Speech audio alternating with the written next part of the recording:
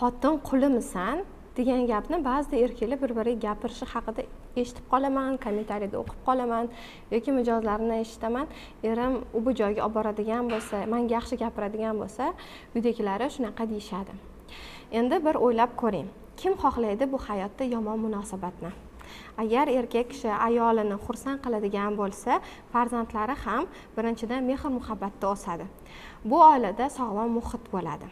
Agar erkak kishi ayolini kamsitadigan bo'lsa, uni fikrini eshitmaydigan bo'lsa, faqat o'zini haq deb bilsa, unga mulozamat qilmasa, ayolini o'ziga bo'lgan ishonchi past bo'ladi. Boshqalarga qarab hasad qilishi mumkin, xafa bo'lishi mumkin, turmush o'rtog'idan norozi bo'lishi mumkin.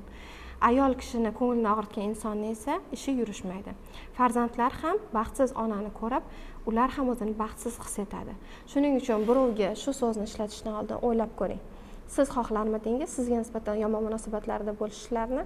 Xohlamaysiz. Demak, siz ham boshqa insonlar bir-biriga yaxshi munosabatda bo'layotganini ko'rib, faqatgina ular uchun xursand bo'ling.